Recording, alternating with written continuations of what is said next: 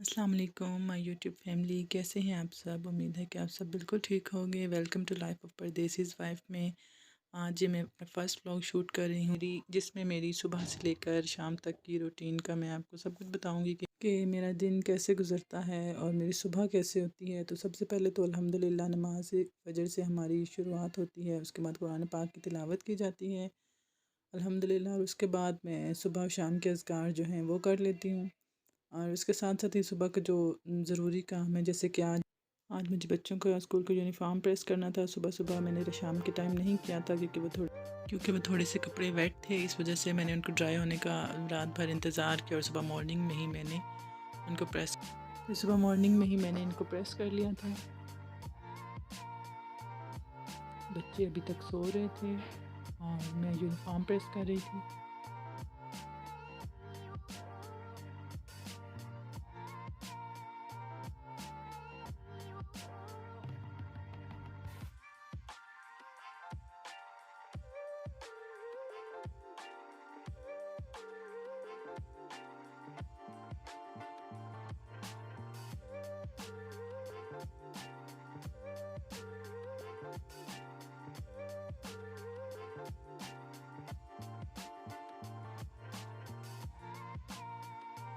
यहाँ uniform press हो चुका था और अब मैं किचन की तरफ आई थी, जो कि यहाँ मुझे सबसे पहले तो चूल्हा साफ़ करना था क्योंकि मैं दूध रख कर चली गई थी। बहुत हल्की आंच पे था मगर फिर भी थोड़ा सा दूध गिर चुका था। एनीवे चूल्हा वगैरह साफ़ करने के बाद मैंने चाय का पानी रख दिया था और साथ ही मुझे पराठा बनाना था मूसा और सारिम के लिए। सो मैंने तवा रखा और जल्दी से पेड़ा बनाया और मूसा के लिए पराठा और अंडा बनाना शुरू कर दिया।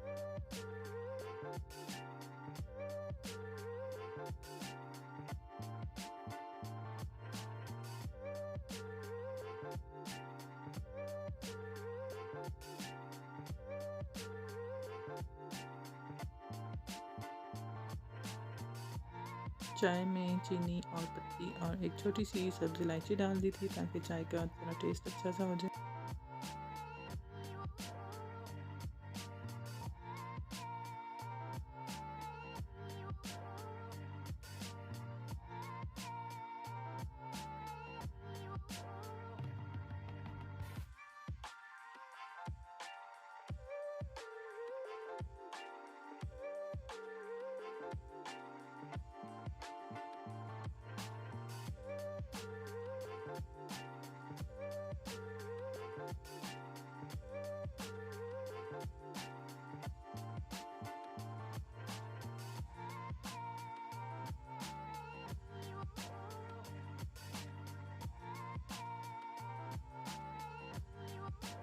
मूसा और सारिम के लिए ब्रेकफास्ट रेडी था।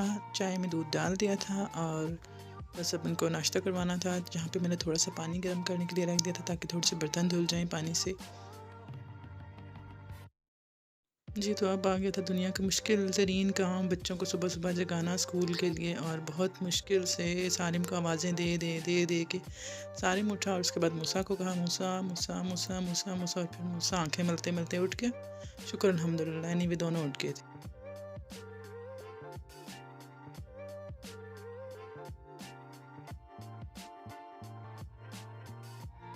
हाँ, मूसा साहब कंबल लपेट कर साथ साथ नाश्ता भी कर रहे थे और साथ मुझसे बातें भी कर रहे थे। और सारे अपना दूध पीकर और चाय और दूध वाली फीडर पे पी कर वो ज़रा एक्टिव हो चुका था और बस बातें किए जा रहा था। मम्मा ये आप क्या कर रही हैं, कैसे वीडियो बना रही हैं।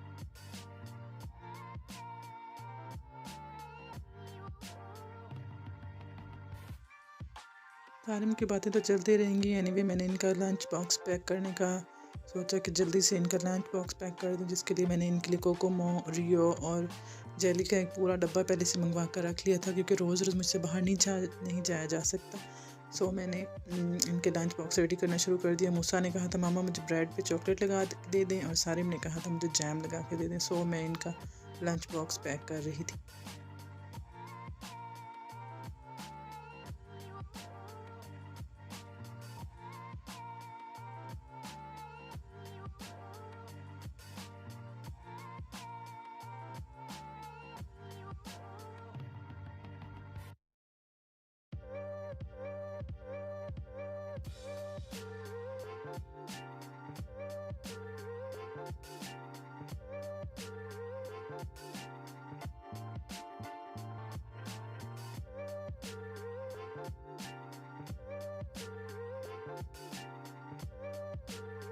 ले जी, तो लंच बॉक्स हो गए थे पैक और सारिम ने आके चेक किया कि मम्मा ने क्या डाला है लंच बॉक्स में। मैंने मैं बैग में डाल दिए थे, यहाँ पानी गर्म रख दिया था दोनों बाल्टियों में कि बच्चे ताकि मुँह हाथ धोते हैं सुबह सुबह गर्म पानी से।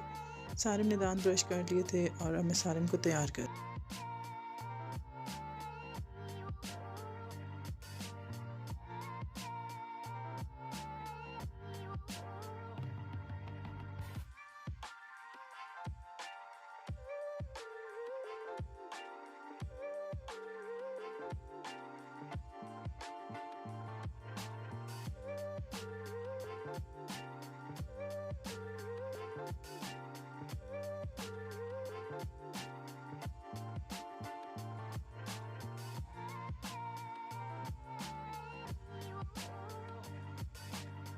सारिम रेडी हो चुका था, अब मूसा की बारी थी। मूसा ने दांत ब्रश किए, मुँह हाथ धोया और मूसा का भी मैंने उसको इस तरह तैयार करना शुरू कर।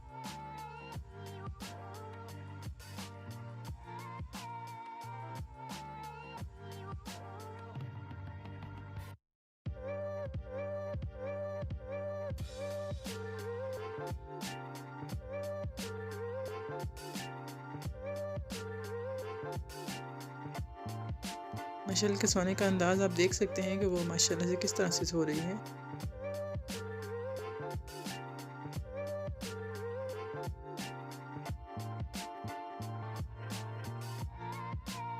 सालिम तो साथ साथ देख भी रहा था कि ये क्या हो रहा है, कैसे मम्मा वीडियो शूट कर रही हैं। तो आज मुझे रिक्शे वाले को पैसे भी देने थे। इनके मंथली जो पैसे हैं वो बच्चों के स्कूल ले जाने जाने के रिक्शा हमने लगवाया हुआ है, तो उसको 5000 रुपीज़ मंथली हम पे करते हैं।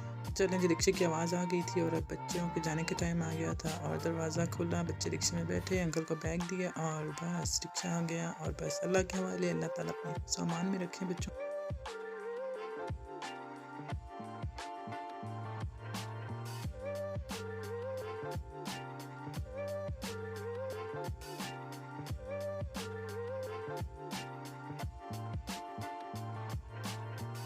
बच्चों को अल्लाह हाफिज़ करके वापस अंदर आई, अपने लिए नाश्ता बनाया।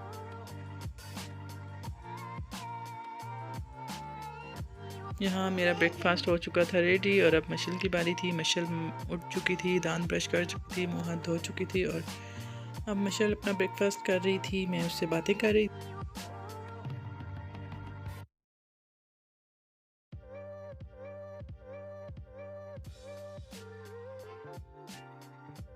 यहाँ मशल का ब्रेकफास्ट कंप्लीट हो चुका था, वो बिल्कुल रेडी थी अम्मी के घर जाने के लिए। अम्मी का घर भी मेरे घर से बिल्कुल थोड़ा सा ही दूर है, जहाँ मैं उसको पहले तो मैंने कहा खुद चली जाओ, लेकिन फिर मैं उसको जाकर छोड़ कर आई थी। वापस आकर कमरे का हशर देखा तो ये था। मैंने कहा मुझे सफाई करनी है जल्दी जल्दी और व्लॉग भी शूट करना था साथ साथ, सो मैंने घर को साफ़ करना शुरू कर दिया। ये था डोर स्टॉपर जो कि ठंड से रोकने के लिए बहुत ही मुझे फ़ायदेमंद लगा था, जो कि मैं लेकर आई थी। 150 का दे रहा था और 100 रुपीज़ का लेकर आई थी। मैंने बच्चों के कपड़े वगैरह मैंने सारे जल्दी से अलहदा किए, जो गंदे कपड़े थे ये मैं झाड़ू वगैरह लगा रही थी। और ये बेड के ऊपर मैंने अपने फ्रिज का जो था बॉक्स गत्ते का वो रख दिया था। अच्छा, इस बेड का मैट्रेस मैंने इसलिए उठाया हुआ था कि रात को बच्चे पानी पीते पीते सारिम ने पूरा ग्लास पानी का उल्टा कर दिया था और वो मैं धूप में रख के आ चुकी थी। इस वजह से इस बेड का मैट्रेस यहाँ पे मौजूद नहीं था। जगह जो कि मैंने रूम कूलर के ऊपर ही बिस्तरे वगैरह सेट करने के लिए बना के रखा हुआ था। जो कंबल ब्लैंकेट वगैरह थे, जो रज़ाइयाँ वगैरह थी, वो मैंने उसके ऊपर रखने के लिए बना लिया था। ये तो कमरे का ये हशर था। एनीवे किचन की तरफ आए। किचन का भी कुछ हालत ऐसी थी जहाँ पे बहुत सारे बर्तन और किचन गंदा सा हुआ था। फिर आहिस्ता आहिस्ता मुझे किचन को साफ़ करना पड़ा और बर्तन धोने के लिए सबसे पहले मैंने स्टार्ट लिया।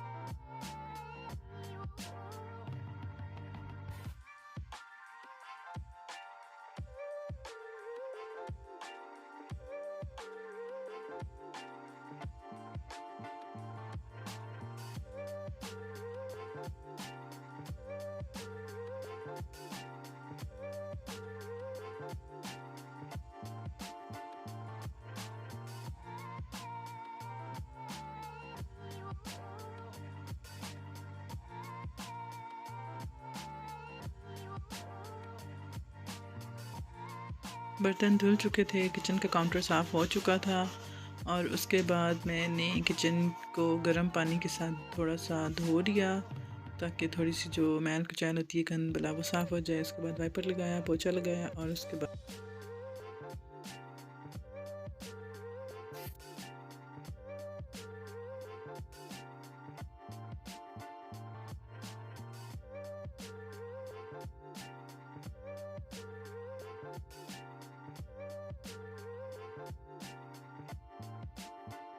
मैं अपने बेडरूम की तरफ आई, जो कि बेडरूम तकरीबन साफ़ नहीं होता है, यहाँ हम लोग सोते नहीं हैं, बस मोस्टली मैं इसको थोड़ा सा बहुत साफ़ कर लेती हूँ। और फिर दोबारा किचन में आई और किचन की साफ़ सुथरी हालत कुछ ऐसी थी जो कि आप देख सकते हैं।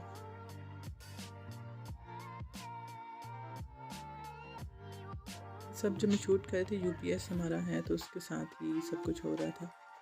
अच्छा, तो थोड़ी देर बाद अम्मी आ गई थी घर पे और वो एक कारपेट वाले को साथ पकड़ के ले आई थी कि आओ दिखाऊं तुम्हें, अगर अदीला ने भी कारपेट लेनी हो तो तुम भी ले लो। लेकिन मेरे पास ऑलरेडी कारपेट मौजूद थी इसलिए मैंने तो नहीं ली, लेकिन अम्मी ने कहा पसंद करो कि कौन सी मुझे लेनी चाहिए। मैंने उनको ये वाली सजेस्ट की, मुझे तो बहुत अच्छी लगी थी, इसका प्रिंट भी बहुत मज़े का था। और फिर 2000 रुपये की मैंने नहीं, अम्मी ने कारपेट ले ली थी।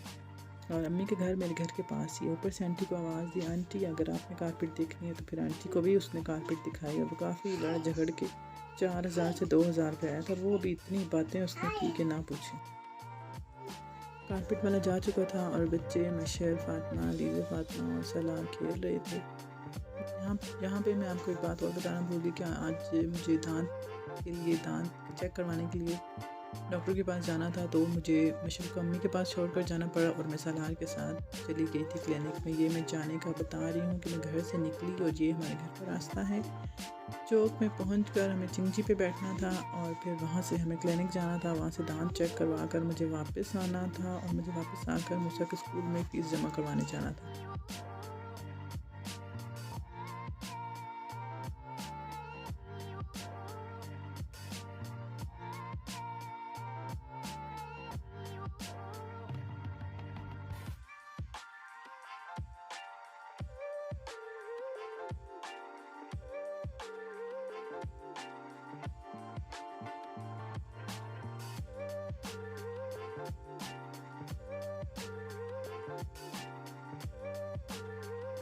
ये मेरा सलाह चिंची में बैठ चुके थे और अब मुझे वहाँ उतर कर दांत चेक करवा कर वापस इसी चिंची में असकर माल जाना था वापस, जहाँ मूसा का स्कूल है। वहाँ मुझे आज उनकी फीस, स्कूल की फ़ीस सबमिट करवानी थी। तो पहले तो मैं क्लिनिक का ये रास्ता बता दूँ कि क्लिनिक का रास्ता है। वहाँ पहुँच कर दोबारा चिंची में बैठ कर जब स्कूल आएगा तो तब मैं आपको बताऊँ।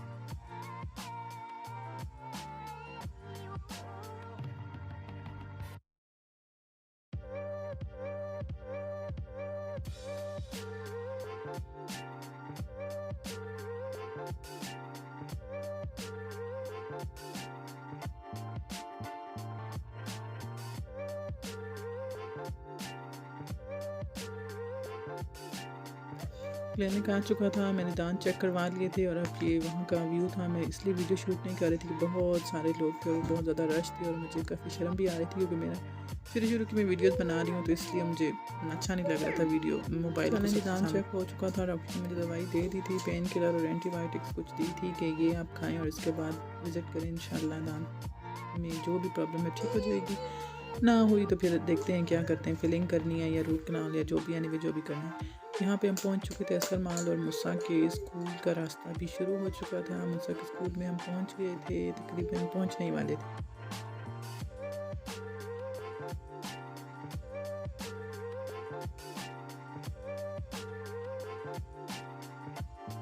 ऑफिस में बैठे थे सर और हम बैठे थे सामने। फ़ीस जमा करवा के हम लोग आ गए रिक्शे में। जब रिक्शे वाला मुझसे बच्चों को लेके जाता है घर, उस रिक्शे में हमने वापस घर जाना था। मैं, सलार, सारे और एक बच्ची जिसको वो रिक्शे वाला वहाँ पास ही स्कूल के पास ही छोड़ता है रास्ते में। हम रिक्शे में बैठ के घर आ चुके थे। घर पहुँचने के बाद की जो सिचुएशन है वो आपको बताती हूँ।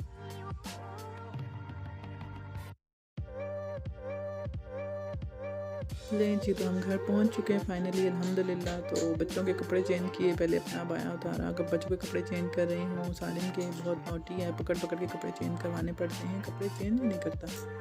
पजामा बनाओ तो शर्ट के लिए भाग जाता है, शर्ट बनाओ तो पजामे के लिए भाग जाता है। और मूसा शरीफ बनकर बैठा हुआ था।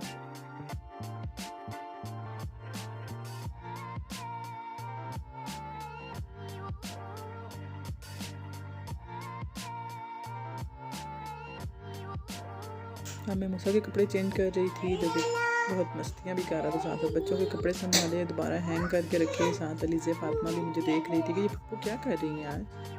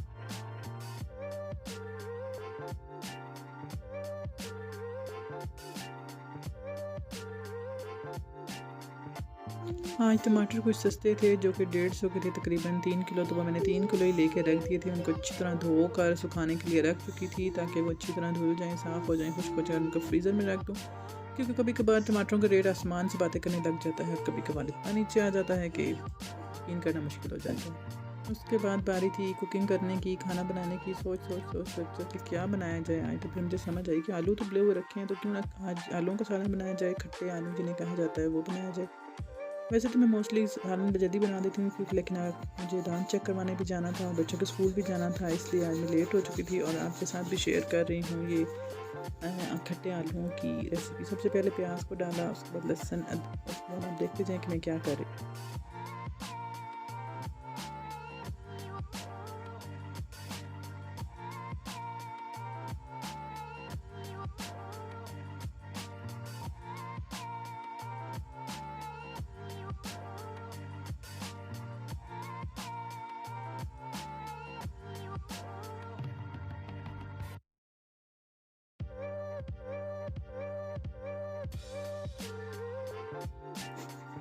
लहसुन अदरक का पेस्ट, थोड़ा सा ज़ीरा और थोड़ा सा मैंने कुटा हुआ धनिया डालकर, उसके बाद उबले हुए आलू थे, उनको बीच में से धो करके वो मैंने डाल दिए थे।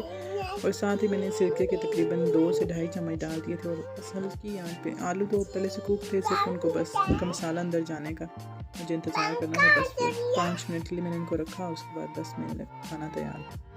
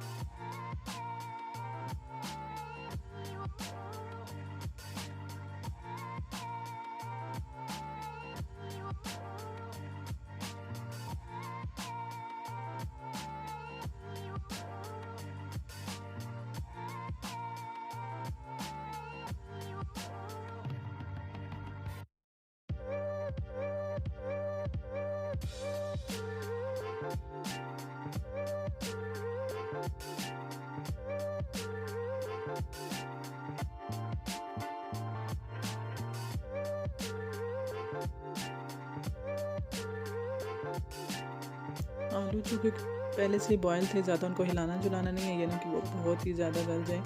बस उनको सिरका डाल के मैंने उनको स्टीम पे रख दिया था। वो बस तकरीबन तैयार ही थे, बिल्कुल तैयार हो चुके थे।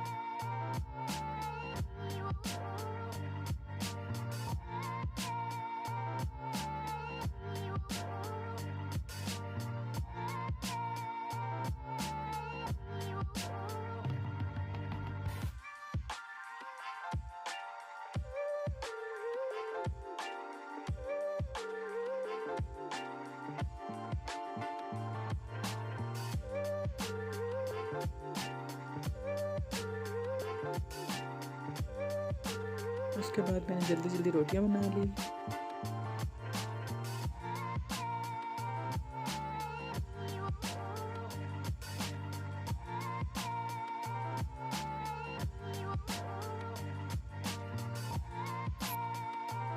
ये देखें फाइनल लुक सालन की बहुत मज़ेदार बना था, बहुत ही ज़्यादा टेस्टी था और बच्चों ने तो तकरीबन बहुत ही शौक से खाया था। यहाँ दिन का हमने खाना खा चुके थे, उसके बाद की वीडियो में शूट नहीं कर सकी क्योंकि बच्चों ने बहुत तंग किया था। मेरे भाई के बच्चे भी आए हुए थे और सब मिलकर मुझे पागल किया हुआ था, इसलिए अब मैं शाम की वीडियो शूट कर रही थी कि शाम को मुझे बनानी थी कड़ी मूसा की फरमाइश पर। मैं कड़ी बनाती हूँ इस तरीके से जो कि मूसा को बहुत पसंद है, तो मैं मूसा की फरमाइश पर कड़ी बना रही थी। सबसे पहले दही को मैंने ब्लेंडर में डाल के अच्छी तरह उसको लस्सी बना दी थी और उसके बाद मैंने उसको देगचे में डाल के अच्छी तरह से उसको, यहाँ बर्तनों का एक ढेर लगा हुआ था जो मुझे भी धोना था। कड़ी पकौड़ा बनाने के बाद मैंने बर्तनों को धो दिया और उसके बाद कड़ी जो भी मसाले वसाले डालते हैं डाल के स्पाइसी थोड़ी कम रखे थे मूसा के लिए। और मैं देगचे में इसलिए नहीं बना रही क्योंकि मेरे पास देगचा था नहीं, बहुत बड़े बड़े देगचे थे, छोटे देगचे में बनाना था छोटी सी फैमिली के लिए, इसलिए मैंने छोटा सा कुकर रखा हुआ है जो मैं इसी में सब कुछ बना देती हूँ और इसी को धो के रख देती हूँ। सो मैंने कड़ी के लिए जो भी कुछ करना था वो कर लिया।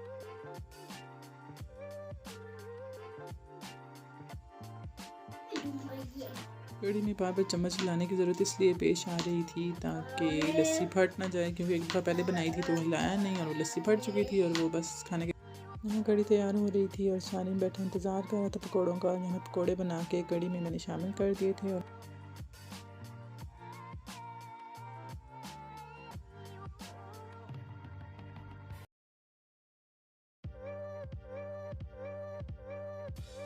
यहाँ कड़ी पकौड़ा अल्हम्दुलिल्लाह से तैयार हो चुकी थी और अब यहीं पे मैं अपने ब्लॉग का एंड करती हूँ। सो अल्लाह हाफिज़ friends, please like share and subscribe my YouTube channel life of Pardesis wife at Adeela Faisal. तो मिलते हैं इंशाल्लाह नेक्स्ट ब्लॉग में।